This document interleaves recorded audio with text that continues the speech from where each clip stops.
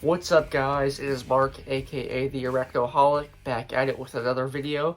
This time we are doing a top 7 list of my favorite old world tarantulas. So, first things first, I'm sure a lot of you guys are wondering, why in the heck am I not doing a top 10 list? And, well, the short answer to that is I've really only raised 7 different species of old world tarantulas from spiraling to adulthood. And I only really like to include on my care videos tarantulas that I have raised throughout every stage of their lifehood. But before we go ahead and start with the video, I'm going to be doing a little rating scale here. So, availability, upfront costs, ease of care, and care husbandry are all going to be units of measurement that we use to gauge where each tarantula fits on my rating scale. Anyway, before we go ahead and dive on in, please, if you haven't already, make sure you hit that bell so you get those notifications. Drop a comment in the box below, follow me on social media. Links to that will be in the description below. Let's go ahead and dive on in. So number 7 is a fossorial species which hails from the dry regions of South Africa. It may not be the most colorful tarantula out there, but it makes up for it by having a very beautiful pattern as well as being an extremely awesome webber, and it also spends a good chunk of its time out on display. What makes this tarantula, as well as a few others in its genus, really unique is the mysterious horn-like structure that protrudes from its carapace. I am of course talking about the Ceratogyrus darlini, or the rear-horned baboon. This tarantula can be quite defensive and is extremely fast moving when it wants to be, so caution should be used whenever transferring them or performing any type of maintenance on the enclosure. In spite of this, they do make for a good first old world tarantula, especially for those looking to get into some of the more advanced species, as their venom, while still more powerful than your typical New World tarantula, is significantly less powerful than some of the other African tarantulas out there. As stated before, they can be defensive and high-strung, but in my experience they are far easier to predict than many other baboon species, and are not as prone to bolting. The Darlini is easily distinguished from its cousin, the Marshalli, also known as the straight-horned baboon, by having a shorter horn which has a noticeable curve to it. The purpose of this horn is still unknown, but it definitely gives this tea a very unique appearance. These are on the smaller side, with females reaching about 5 inches in leg span, and males have been known to mature at as small of a size as 2 inches. This is an extremely fast-growing tea, and males can grow from a sling to a mature adult in as little as a year. As far as availability goes, this is a pretty easy tarantula to come across, and females can be purchased for as little as $100, with slings costing even less at around $20 a piece. Overall, this is one tea that definitely deserves a spot on every tarantula keeper's shelf. Next up is another African fossorial species. This is the Oncocephalus ezendami, or the Mozambique golden baboon. This is another fossorial tea that makes for a good stepping stone species, especially for those who are new to keeping old worlds. They tend to be less defensive, and their venom, while probably still somewhat strong by tarantula standards, I have heard is weaker than many other African species. Again, this is just what I've researched and read up on myself. I'm no arachnologist or toxologist, so please bear that in mind, and most certainly do your own research before purchasing one of these, or any tarantula for that matter. In addition to the gorgeous gold coloration and unique pattern of this tea, it also constructs some of the most unique structures of any species out there. It does burrow, sometimes quite deep. However, the burrows of this species are a lot more intricate than most, oftentimes including multiple entrances and exits. The golden baboon also creates these really neat web turrets, which extend slightly above the ground. This T isn't overly defensive, like I said before, but it can still be very skittish and will bolt if startled. So I would definitely not recommend handling one of these. When first introduced to the hobby a few years back, this species was sold for ridiculously high prices. But with the help of captive breeding, the prices of this species have gone down significantly. Spiderlings of this tarantula will generally run around $50 to $60, with mature females sometimes costing over $200. Next up we have another baboon tarantula, this one being one of only 3 arboreal African species known within the hobby. This tarantula is known for having a very defensive attitude and is amongst the most potent of all tarantulas. I am of course talking about the Stromatopelma calcianum, or the feather-leg baboon tarantula. A close cousin to the more well-known Heteroskodra maculata, the feather leg has more of a yellowish gold coloration as opposed to the ghost white color of the H. mac. At first, it may appear as more of a brownish mustard sort of color, but under the proper lighting, those gorgeous colors really stand out. The markings on the feather leg's abdomen, albeit similar to the H. mac, are also slightly different, and this species gets larger, with adult females attaining a leg span of roughly 6 inches, sometimes bigger.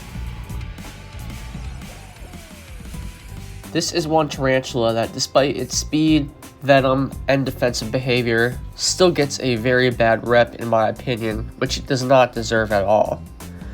While this tarantula should only be kept by hobbyists with lots of experience, and also who understand the risks associated with keeping old world species, if housed properly and left undisturbed, this tarantula would still much rather flee than put up a fight.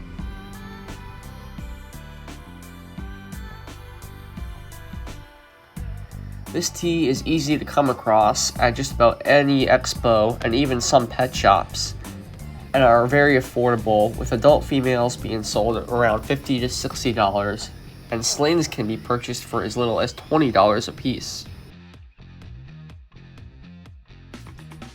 Next up we have another African arboreal tea, this one hailing from the rainforests of Western Africa.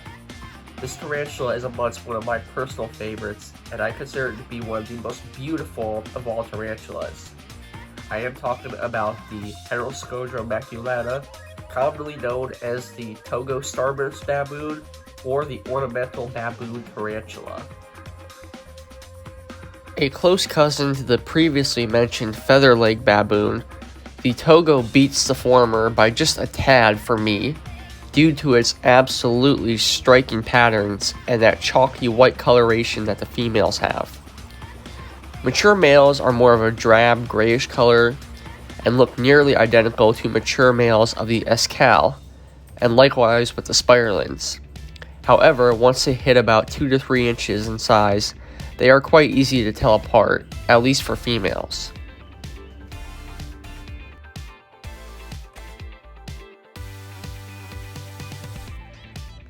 The H. mac tends to be a very shy tea that spends most of its time, sadly, hidden out of sight. Despite this, it is always a treat when she does decide to show herself. Despite its reputation as being a very defensive tarantula, my H. macs have always seemed to prefer flight over fight. I personally have never received a threat pose from mine, although I'm sure it does happen, and I would still not put it past her to bite me if she was cornered or caught off guard. This tarantula is lightning fast and can bolt from one end of the enclosure to the other to snatch a cricket before I even have time to react. The Heteroskodra maculata is reported to have one of the most powerful venoms of any tarantula, rivaling that of even the Poecilotheria species of India and Sri Lanka. They have a medium growth rate, and females generally cap out at around 5 to 5.5 inches, with males being significantly smaller.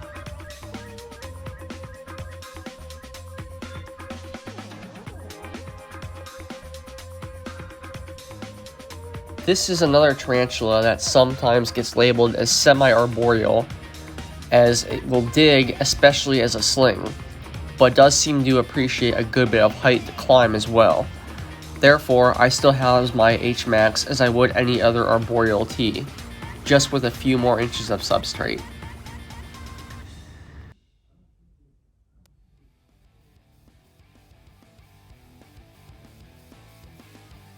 This next T is a hobby classic, and is not only one of the most beautiful tarantulas out there, as well as an awesome webber, but is known for having one of the nastiest temperaments of any Old World T. I am of course talking about the Tarantulas viridis, known commonly as the Usambara orange baboon or the OBT. This is another African tarantula that possesses powerful venom that it isn't afraid to use if provoked, and is also insanely fast. The OBT will produce copious amounts of webbing in its enclosure, and will also dig if provided with enough substrate. Some have labeled them as semi-arboreal, as they will climb a lot more than your typical terrestrial, but I have always housed mine in a terrestrial style setup, and they seem to do just fine. These are smaller tarantulas, reaching around 4 or 5 inches for an adult female. A mature male is sometimes only half that size.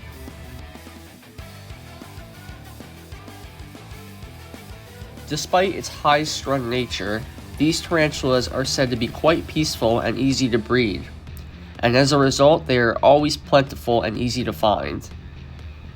This is another tarantula that is extremely budget-friendly.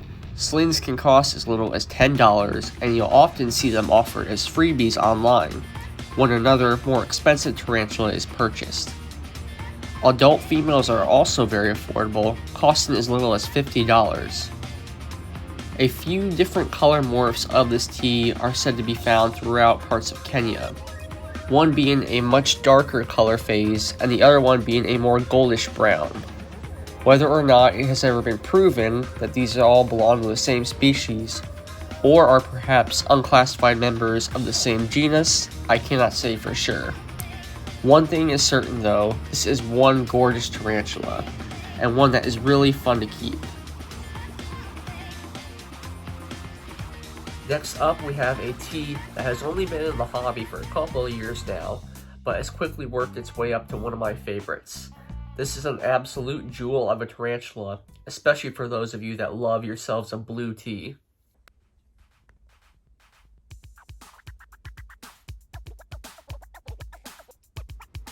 Found in the jungles of Thailand and Vietnam, this Asian fossorial species has quickly made its way up to number 2 on my list, and has instantly made me fall in love with this entire genus. Meet the Chilobrachys species Electric Blue. This is one of a handful of tarantulas that, as far as I know, has no common name. It is also extremely new to the hobby, at least here in the US, and as a result is somewhat rare and also quite a bit more on the pricey side, with spiderlings being sold for around $100 a piece, and I have seen adult females running up to $300 or more.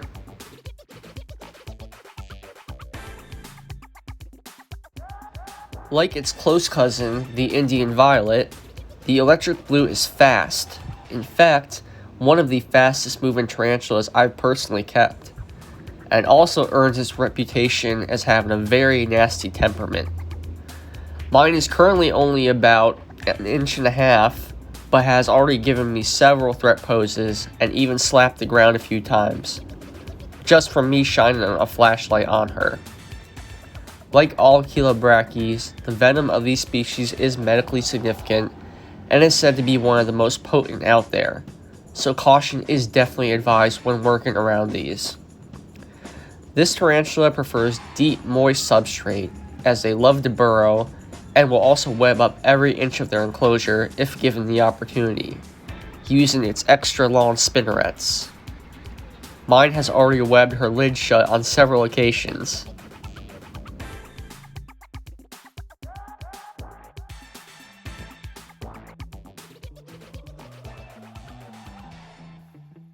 So the number one spot on my list is an Asian arboreal hailing from the rainforests of South India.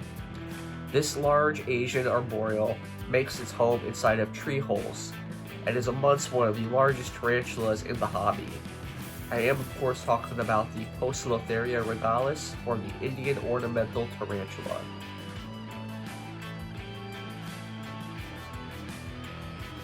This tarantula grows between 7 and 8 inches diagonal leg span and possesses some of the most stunning and intricate patterns of any tarantula out there. All of the ornamental tarantulas are very gorgeous, but the P. regalis holds a special place in my heart. This also happens to be the first Old World tarantula I ever owned, and was my introduction to the Poecilotheria genus.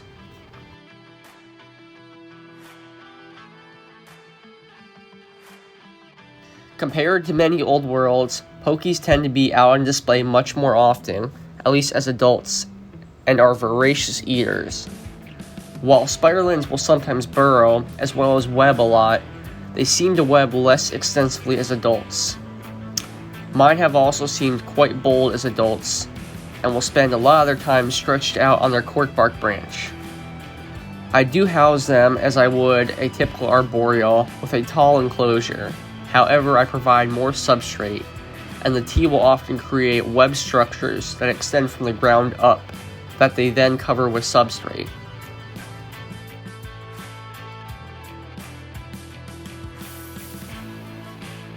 Like all pokies, the venom of the P. regalis is considered medically significant, and is amongst the most powerful of all tarantulas out there. Symptoms can range from muscle cramps, sweating, blurred vision, and have been known to last for weeks or even months after the initial bite. Thankfully, this is not an overly defensive tarantula, and would much prefer flight over fight. And they move extremely fast, even for such a large team, so caution is definitely advised when working with or around the species. Some keepers have reported keeping this tarantula, as well as other Poecilotherias, communally, with varying success, though I have never attempted to do this myself. While not as expensive as they once were, the P. regalis will still run you around $50 as a sling, and sexed females can cost up to $200. So personally, I do not feel that a communal setup is really worth that much money, but to each his own. The P. regalis is generally the easiest to find in this genus, so most online breeders and expos should have them in stock. At the end of the day, the Indian ornamental tarantula is an absolutely stunning creature that encompasses all of the qualities of a great tarantula. It is large, colorful, a great eater, and it's almost always out on display, where it can be appreciated for all of its beauty. Well guys, that about wraps it up for this one. I hope you all enjoyed. Thank you for watching. Please, if you have not already, make sure to drop a comment below and follow me on Instagram, TikTok, and Facebook. And I will see you guys in the next one. Stay awesome.